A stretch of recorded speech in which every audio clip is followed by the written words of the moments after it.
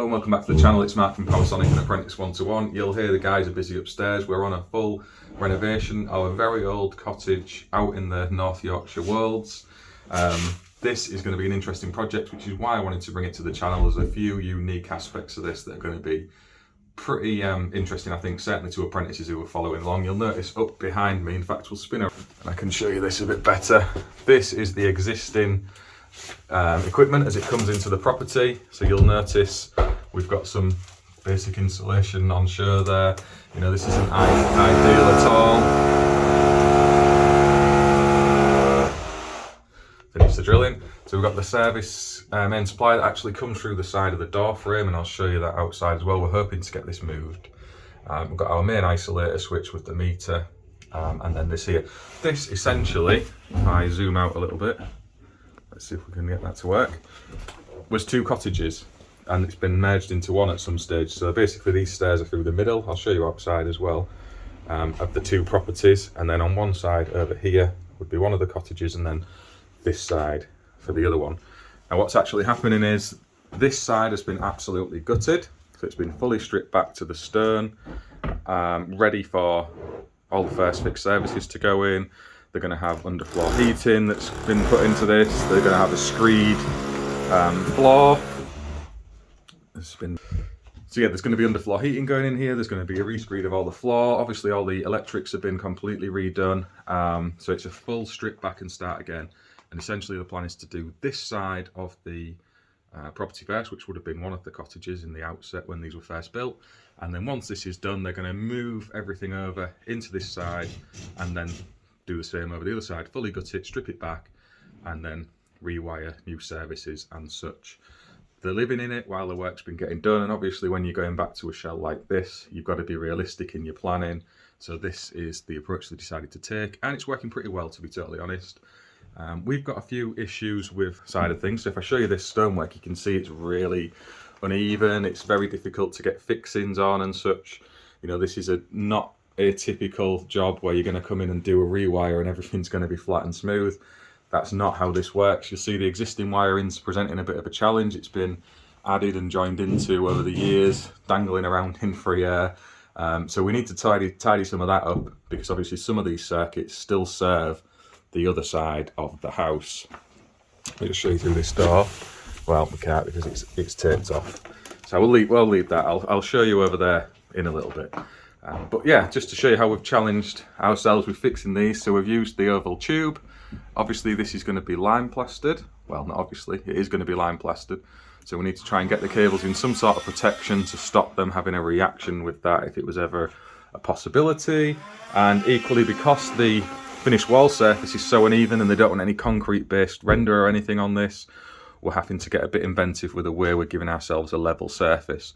So you'll see in this case we've used some low modulus foam just behind the box. So it is actually screwed, as you'll see, it's screwed to the wall, but that's just to give us a bit of a flusher fixing, and it's working quite well. It's solid as anything, and once that's lime plastered in, it's going nowhere. Same here, you'll notice it's LSF on these ones. Again, the oval tube up the wall, same with the light switches over here. So we've tried to protect the cables as best we can, and we've brought that oval tube into the boxes at the back there. Yeah, same with all the socket drops. It's all been done in that, just to give us a bit of extra protection. If I show you behind this very bright light, so I'll just pop us up behind here. This is where the new main intake is proposed to be. So we're hoping to get the DNO to move. Essentially, it's all just above this door here. Want them to move their equipment into here, and then we're going to have one consumer unit that serves the entire place, and all of the cabling is going to live in here. You can see we've brought it all down for the work we've done so far. This is wet paint today, so I was hoping to get the consumer unit on and record a bit of that. If we can get our fixings on it without destroying the paintwork, we'll do that. That might be a suck it and see moment. Spotlights, I think I mentioned we've got 6 going in this side of the room, and then that other side of the room we're going to have just the 2. The timbers in places are going to be replaced because they're suffering from wood wear, and they're not too bad in this side. I'll show you this side, they're very old school and undersized to start with, and they're just riddled with, you'll see all the dots on it there if you're ever working in a building and you come across that. You know, I don't know if it's active. We're assuming that it possibly is no longer active because apparently there was a survey done and it was all treated, but who knows. These are all coming out anyway, and just for the time being, you'll notice we've clipped our cables to it, just because obviously we need to hold them somewhere, and then as these get replaced we'll have to reattach them. It's just the way it is. And yeah, the guys are upstairs, so we'll go and have a look up there, see what they're up to, and then I'll show you some of the other interesting aspects of this install. So if we shoot up the stairs, so this side of the property is where they're currently still living, and if we get the phone to behave, if we go through this way, there we go, you'll see the guys are busy working up here. So we're getting capping in the corner again just to cover the cables over, and again all the drops are in oval tube. Same principle with fixings, so we've been lucky here where that's a flushes one. This is an old, well, it's been added at some stage as a brick wall rather than the stone wall, so we've got the sockets down there as well. And again, these timbers, there is actually going to be a loft conversion. These timbers are going to get doubled up, so these aren't going to be replaced, but they are going to be double trimmed. This is going to be a bedroom essentially. I'll show you the plan downstairs, and this side is going to be the bathroom. So we've got a couple of spots in the middle of here, and then an extractor fan to core there. Sorry, but it's really dark. Spin around this way, and then this is going to be sort of a services area where they are going to have the manifold for the underfloor heating, and we've brought our cables over to this point ready to run over to the next side of the house. Obviously there's going to be some circuits going that way, and we've kind of brought them up and across upstairs because the joists ran in the right way, so it's only added a little bit of extra length. So we've come across the top there, and then we're dropping down this corner. Again, they need capping in, and we'll leave them all on the drums with this bin of service cupboard, and then when we're at the stage the next side of the house is stripped out, we're ready to go and run off. I'll show you up the back through this window. So you've got a nice little shed out there. I'm going to go out and speak a little bit about this because we've got some work out in the garage as well, which is interesting. So I'll show you that. And yeah, that's kind of where we're at upstairs really. It's only a couple of little rooms up here. When we get to the other side, it's bigger. Really interesting old building. So once we come round to the other side, we can have a look at that. I'll just show you the plans we've got actually. So if we have a look at the plan, you can see we've got the ground floor here, where actually that's the front of the house. So these are the two sides. This is the side we're working on now, and these are the stairs through the middle obviously, and then this is the other side. So there's going to be like a big kitchen diner over that side, which would be quite nice. And then upstairs we've got this bedroom and bathroom that we're working on, and then obviously we've got this to work on when that's stripped out, and then the attic is being converted as well, and that's just going to become a couple of bedrooms. We can't actually get up there at the moment because the conversion hasn't begun, so there's nothing actually to see up there as yet. We'll jump outside and we'll have a little look at this one from the front. It is a TT installation, it's an overhead supply. The current earth electrode is interesting, so we'll go out and look at that. And then over in the garage there is the, well, it's not a possibility, it's happening. There's going to be a heat pump that's been installed in the garage. So we've got to take a submain out there in preparation for that. And there's also the potential of an EV charge point as well that's probably going to end up going in at the same time as the heat pump if funds allow, but obviously at some stage or other it's going to happen anyway because we're all going to have EV charge points installed. And that brings me back to speaking about the DNO. So we'll go outside and I'll pick up with that in a sec. Okay, so apologies for the audio out here, it is really windy today. You'll see just down the corner of this front porch is the current earth electrode, if you like. We're going to replace that obviously. Our consumer unit is just the other side of this wall. If I spin back up, you'll see it's just here. This is an old doorway that's been blocked up. The consumer unit's there. That's the current service cable that comes overhead and it drops through this porchway, through the door frame and into the supply. So obviously that needs to come out, which we're going to work on with the DNO. They've said if we want a new supply bringing over to this property, they'd have to dig up the street to do it, because they don't do overhead supplies anymore, supposedly, and that would be at the expense of the homeowner. But they have said to move this cable from the door frame, they would do that free of charge, and if we've drilled a hole ready, they would quite happily move it for nothing, just to the other side of there. So we think that's the plan we're going for. Now obviously we've only got an 80 amp fuse in here, and there's talk of a heat pump and such, so that needs addressing, and that'll be for a discussion between the client and the DNO as they get to that stage. If you look down the street, you can see it's on an overhead pole there, with overhead supplies going everywhere anyway. They're saying they'd want to dig to that pole because they no longer do overhead feeds, which is a shame, but that's the rules. If we come down the side here, you'll see the garage. So this is the proposed route for our submain.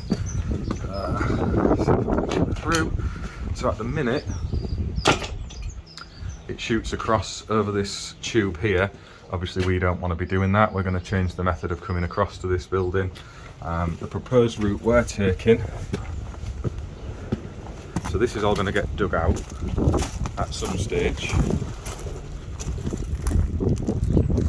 and this extension's coming down, so that's the room where you saw me stood at the beginning, just in there. So this is all going to get dug out. This is coming down, but for the meantime we're going to pull a steel wire armour through that room, in the ceiling void, out along this wall, across the back of this building, and then we're going to do a little soft dig up here and then into the garage, which is in there, with the outbuildings linked to it. And then obviously when this comes down, we're going to leave enough slack on the cable so that it can be dug in and buried, because that's coming down in the not too distant future, you know, probably next 6 months or so. I'm losing control of the camera here, big dial. You'll see there is a bit of a waste pipe running across here as well. It's all very Hugh Robinson, so there's work to be done. That's the garage down there. We'll have a little look inside here. So you'll see again, this is the old wood store, coal bunker, whatever you want to call it. But we can bring our cable in, steel wire armour, and again, with this being a TT system, we don't need to worry about bringing a dedicated earth across from the main supply from the house. We can come down with a 2-core, probably going to be a 16mm, looking at the length, and away we go. So you can see there is electricals in here already. We've got this steel wire armour that's running up the garden to that shed building off this spur. So we need to take account of all of this when we come to do our little bit. There's also a gas pipe running through here, so that must be what that is across that step outside. So if there's any gas engineers following that, that's an interesting one. But yeah, as I say, we're going to get a heat pump in on this one anyway in the not too distant future. So in the garage is the gas boiler, is the gas tank feeding off into the gas boiler that's inside the property. It's a very strange setup, but I'll show you in the garage, possibly on this video, maybe on the next one. I'll see if it's unlocked now actually. I don't think it is. Let's go and have a look while we're at it. Let's have a little look-sees.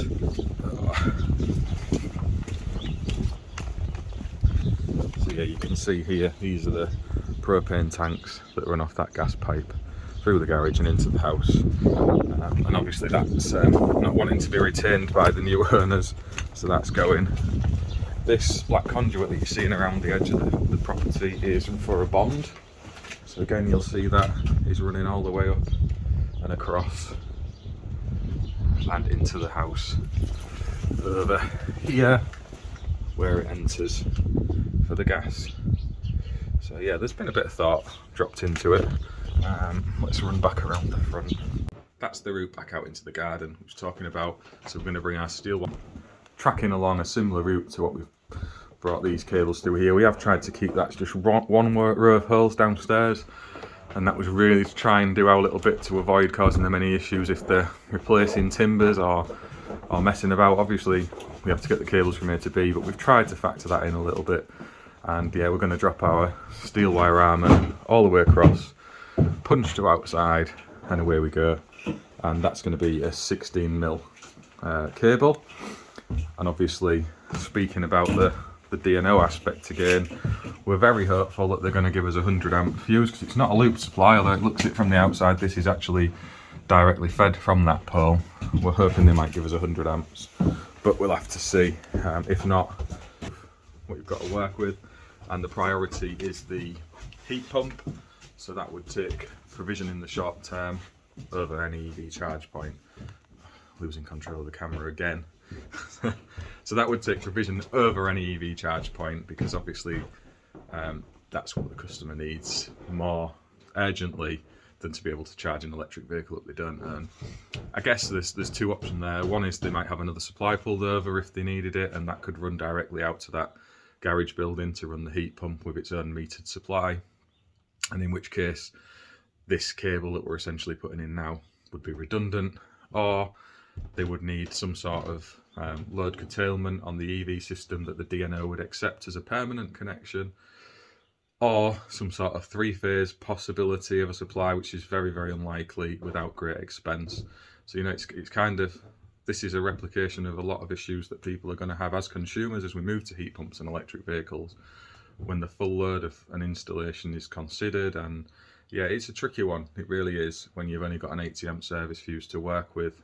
And I say that understanding that most people don't actually use a great load of electrical energy. It's often much smaller than we anticipate when we do our calculations for maximum demand based on the installation. Obviously, there's only going to be 2 or 3 people living here at any one stage. So there is that. But yeah, I just thought I'd throw that out there and into this video just to make a bit of an interesting one. See, there's an old lead pipe in there, so that's an old water main. It's been capped off. This floor's coming out. So when it does, we're going to try and get hold of that. We've been given permission by the owner to collect all the scrap copper up. He's been good enough to save some of the plumbing copper actually for us, so we'll be weighing that, and we always recycle. That's Nathan. He's not so worried about the financial monetary aspect of it, but he is big on recycling and reusing materials and not wasting stuff, just skipping it, for example. He likes to try and get stuff in the recycling, which is brilliant. Fully support that initiative, especially when it makes a bit of money for the Christmas drinks. So yeah, that's sort of, we'll get a little setup here. I'm going to try and film the consumer unit going in. We'll see if this paint's dried enough to get this laid out ready. Nathan's going to have a go at it, so I'll get a little time lapse or bother him as he's running through his install and show you how that all comes out. The basic idea is we're going to sort of stud off here with a bit of timber, mount our board onto timber and try and drop these cables into the back, and then it should give a nice neat finish and leave plenty of room for the DNO guys to work their magic when we move over there. But catch up with you in a minute.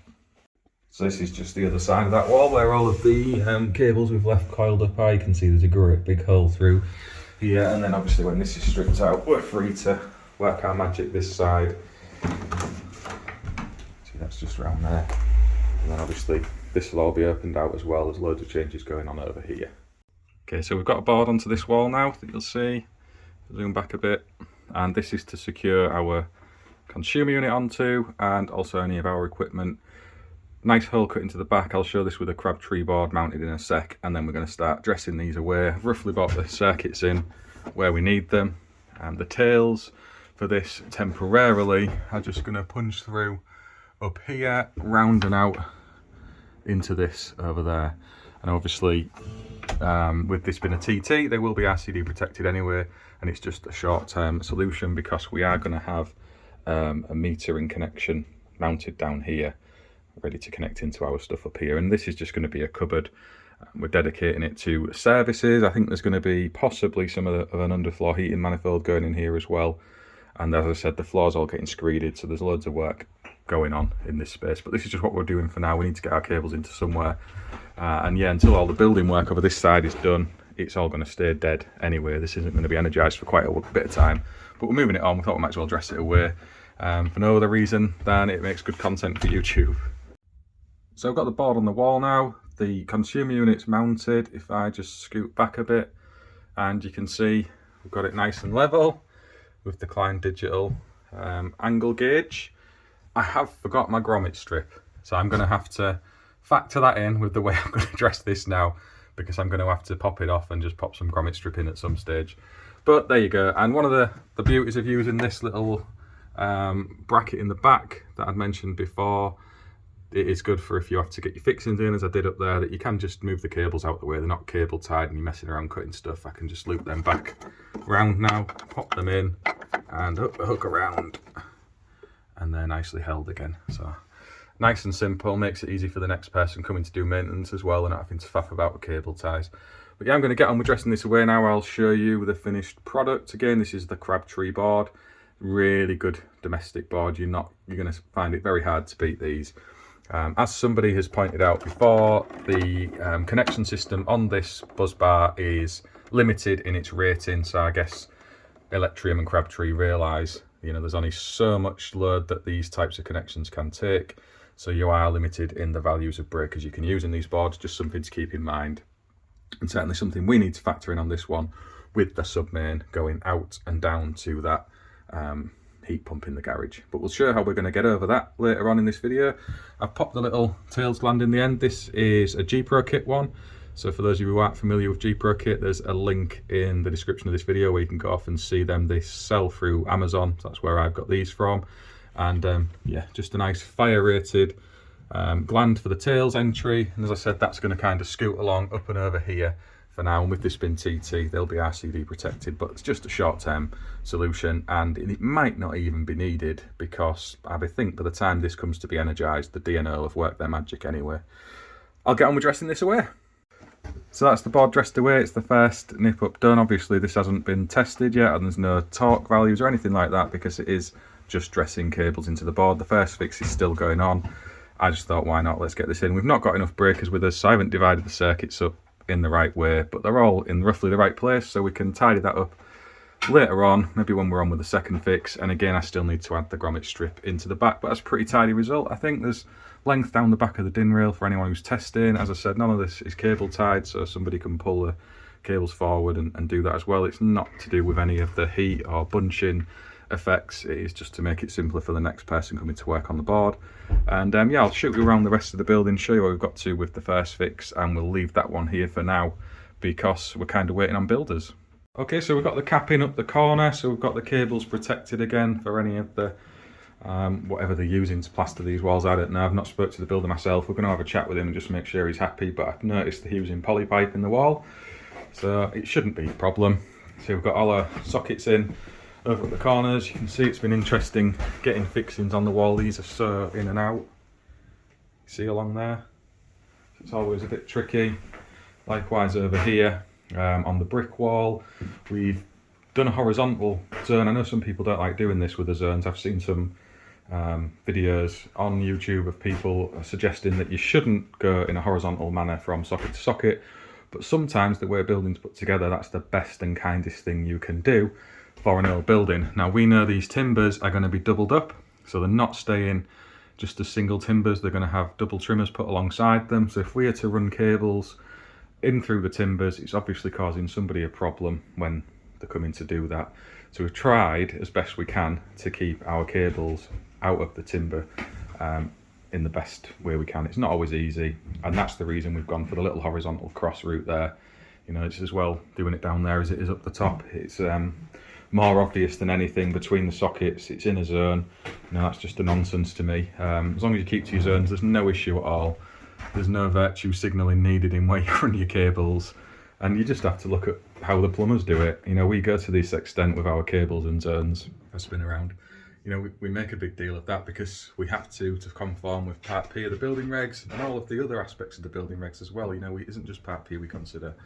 And then you see what other trades do. Yeah, you sometimes wonder if we're actually, you know, if it's worth it. You can see in here, we've got our drop for the fan, we've got the spotlight cables all in, we've got a shaver point to drop in there. We're not quite sure where that's going at the minute, and these cables here are waiting to be dropped in because this wall's coming out. If I zoom out a touch, oh, that's zooming in. So this wall is coming out. So we're going to have a new stud wall going there. We're just waiting to drop our cables into that. We've got all the ones ready to shoot through to the other part of the building that I explained about earlier. They're all capped in, and again you can see along these walls, it's so in and out everywhere. Getting fixings and getting anything flush and level is incredibly difficult. You know, these are the things you can come across in older properties. This is hundreds of years old, so it's one of those where you're just making things as best you can. So I'll show you downstairs now. We'll go and have a look at that as well. So this is where we're at down here. It's sort of where it was before. We've got the boxes fixed now and the cable drops in for the light switches, sockets as well. Over here, same problem with fixings. It's been a bit of a task, but we've got there. We've still got to sort all this old cabling out, get it out the way and sort it out so they can get on with the plastering at this side. Matthew's drawing his LED plan at the minute for the downlights. So you see we've got all those in, and as I said, these timbers, they're going to leave a little bit of them exposed. They want to put some insulation in there and some board, but they do want to have the timbers on show for the cottage effect. So I'm not quite sure how that's going to pan out. We'll have to see, but we've been given zones for our cables, which we're happy with, and they also want spotlights, so there's going to have to be some sort of depth to it. But obviously if we're putting spotlights in and there's going to be exposed timbers, they need to run in the middle of those for me, just for it to be symmetrical. It would look odd as hell having them nearer one timber than another to kind of match up in the distance between the spotlights, if that makes sense. So we'll keep them central to the runs rather than in a symmetrical pattern. And again, it's going to be less of an issue to the eye because you've got it all broken up with these timbers anyway. And these are going to be well, I haven't actually decided yet, so I won't say, but we're going to have adjustable spotlights on these, I think, so they can angle them a little bit as well. And yeah, that's sort of where we're at with that one. Fuse boxes behind here, consumer unit, that's all wired in, ready to go.